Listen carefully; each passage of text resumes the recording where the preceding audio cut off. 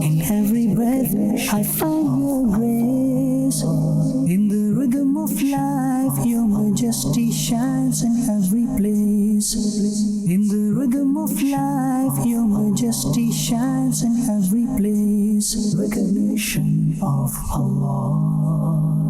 Alhamdulillah Rabbil Alameen, wassalatu wassalamu ala Sayyidil Mursaleen, amma ba'd, fa'udhu billahi minash shaitanir rajim, bismillahir rahmanir rahim.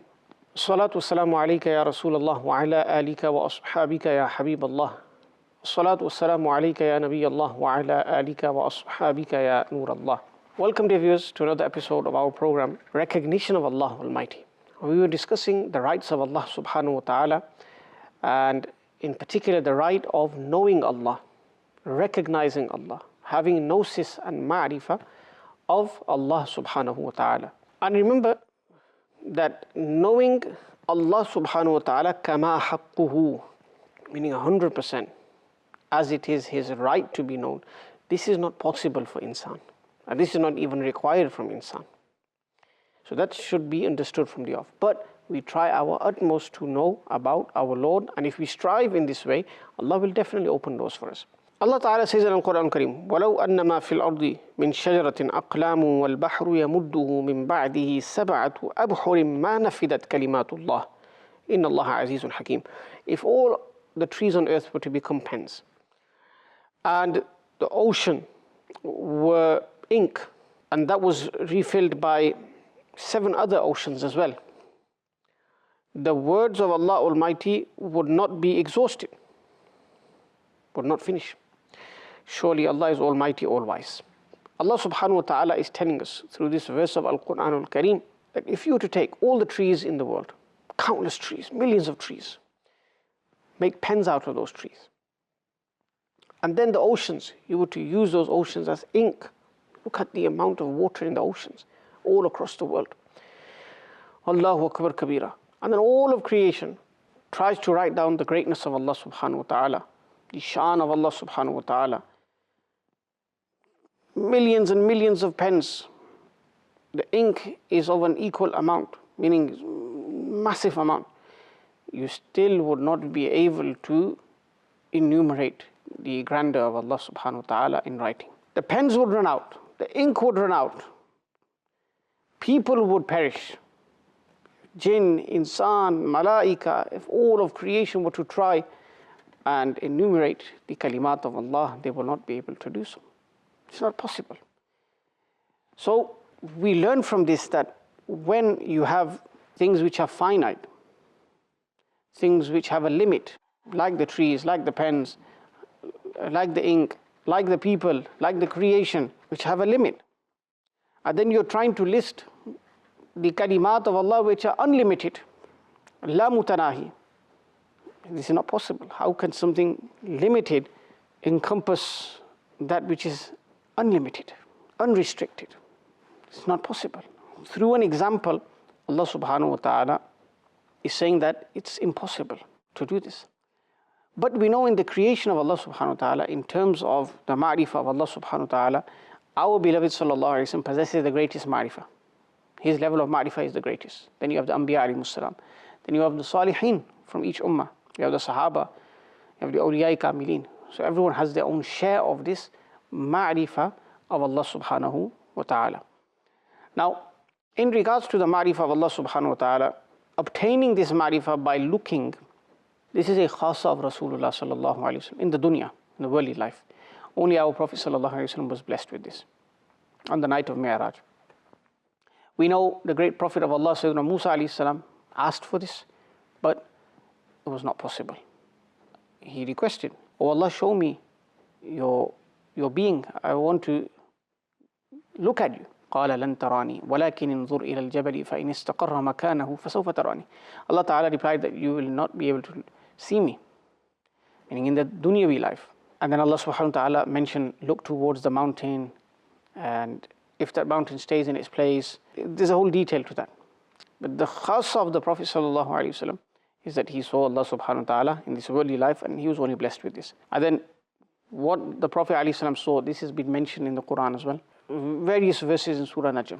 So this is one way of gaining the ma'rifah of Allah. Now the other way, give resemblance to Allah with something else to try and gain ma'rifah.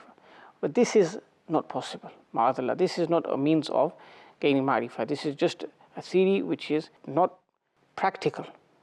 Islamically speaking, it's a completely baseless theory. Why? Because you cannot give a resemblance of Allah with anything else. Laysa kamithlihi shay. Allah Ta'ala does not have any likeness. Now, one other great way of gaining the ma'rifah of Allah is through His sifat, through His attributes.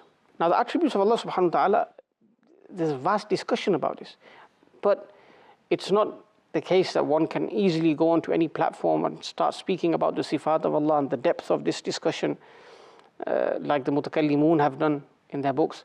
It wouldn't benefit. It would confuse people, because that type of knowledge is for a certain group who are academic people, who are scholarly people.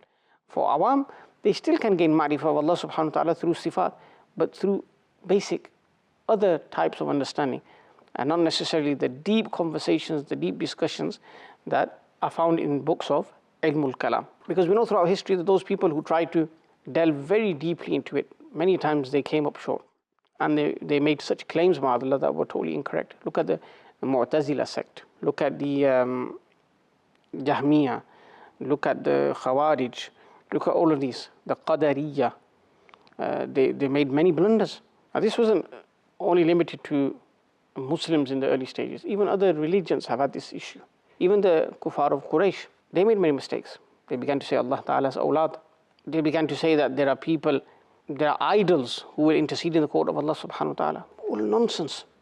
This is the wrong thought, wrong mindset, wrong way of thinking that led to these consequences, you have to say, that did not even allow them to enter Islam in the first place, because these are polytheistic beliefs. There are some people who claim that Allah Ta'ala intertwines in creation, enters the bodies of people, ma'adallah. These are all wrong things.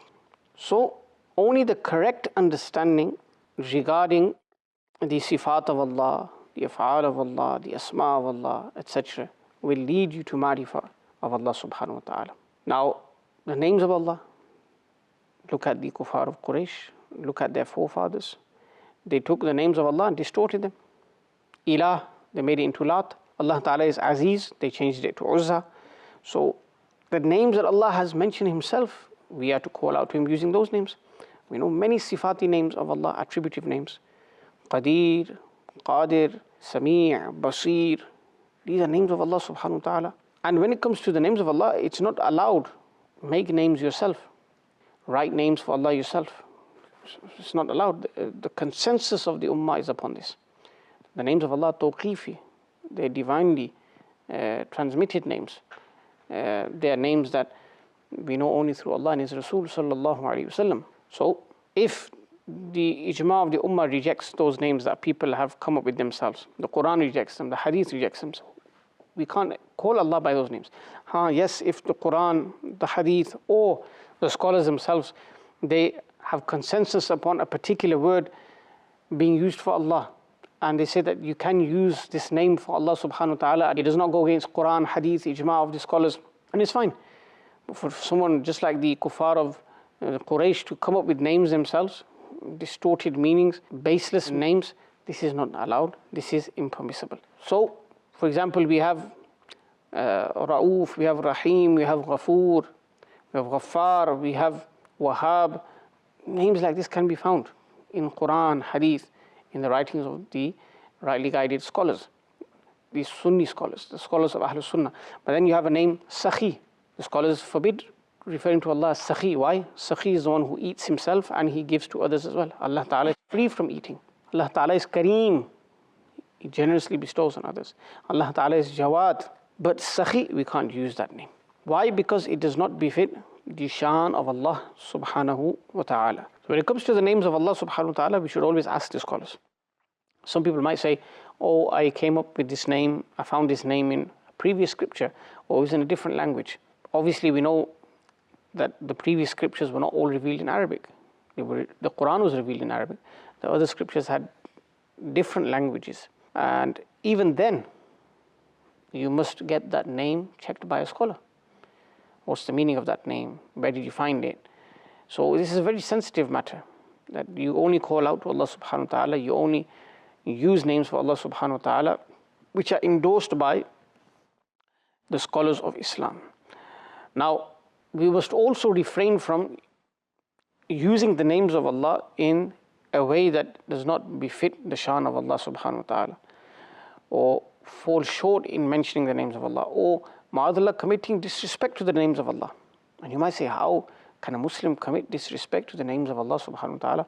Think about it. Allah subhanahu wa ta'ala is Rahman. And when a Muslim is referred to by this name, you have to prefix Abd before it, Abdur Rahman. You cannot refer to a Muslim just by the name Rahman, it's haram. And then a person whose name is Rahman, they don't even call him that.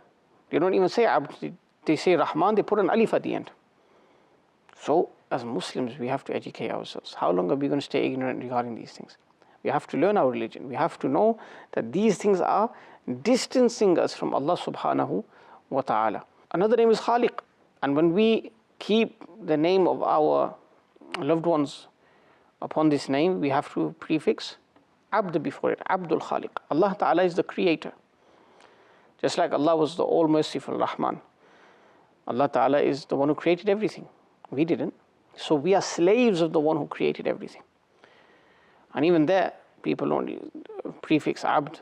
They refer to someone as Khaliq. They'll put an alif at the end. They'll distort the name, make it sound completely different, use it as a nickname. These are things that lead to the absence of Ma'rifatullah. So this discussion regarding the names of Allah, the sifat of Allah, we have to be very cautious regarding this. But when we do look at the Quran, we find much information regarding sifat of Allah, the asma of Allah subhanahu wa ta'ala. Therefore, there are great means of gaining the ma'rifah of Allah subhanahu wa ta'ala. We have dhati name of Allah, then you have sifati name, based upon the actions of Allah subhanahu wa ta'ala. Now, Allah is Ismul Jalala, the name of Allah subhanahu wa ta'ala. This is His dhati name, and the rest of the names are sifati names. So you have, for example, Rahman. This indicates upon His mercy, His being merciful. You have Ra'uf. This indicates upon Him being compassionate. You have Kareem, indicates upon His generosity. You have Mujibul Da'wat. This signifies Him being the acceptor of du'as, acceptor of supplications. These are sifati names of Allah subhanahu wa ta'ala. So zati name is Allah, the rest of them are sifati names. And we know in the hadith, the Prophet sallallahu alayhi wasallam mentioned how he is known as Ahmad in the heavens. So his actual name is Muhammad, and in the heavens is Ahmad. So these are dhati names for the Prophet sallallahu alaihi wasallam, and the rest of the names are sifati names. So Rasul, Nabi, Muzzammil, Muddathir, Taha, Yasin, Kareem, Rahim, Ra'uf.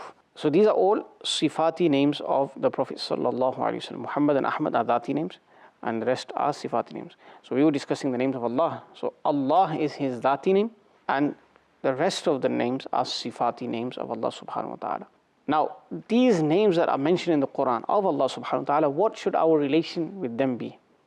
How should our relationship be with those names? Two things here. We learn about the greatness of Allah through His names, the shan of Allah subhanahu wa ta'ala through His various names. The second thing we learn is that when we ponder upon those names, when we reflect upon those names, we gain the ma'rifah of Allah subhanahu wa ta'ala. How? When we know that Allah subhanahu wa ta'ala is the Khaliq. Allah subhanahu wa ta'ala is the one who gives life. So we will consider Him the creator of everything. We will consider Him the one who gives life and death. When we look at His name, Razzaq, the one who gives sustenance, we will reflect upon that. Whenever we're going through difficulty in terms of sustenance, who we will turn to? We will turn to Allah subhanahu wa ta'ala. And we'll say, Ya Allah, You are the Raziq. I have difficulties right now. Open the doors of Your halal sustenance for me. This is how we develop that relationship with Allah subhanahu wa ta'ala. When we know that Allah subhanahu wa ta'ala is Shafi, the one who gives shifa. Whenever we fall ill, what we will do?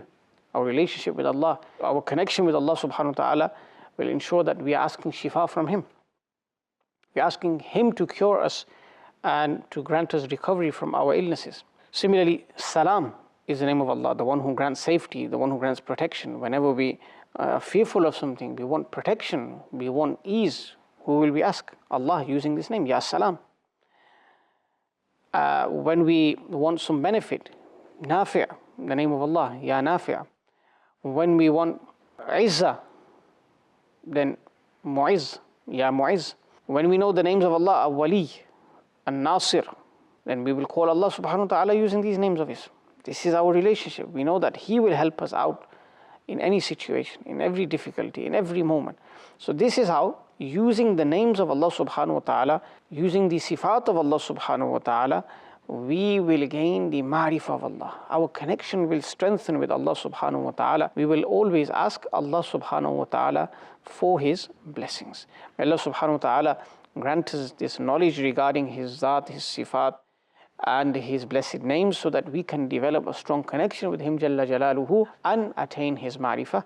Ameen bijahi Nabi al-Amin sallallahu alayhi wa alihi wa sallam. In every breath I find your grace. In the rhythm of life your majesty shines in every place. In the rhythm of life your majesty shines in every place. Recognition of Allah.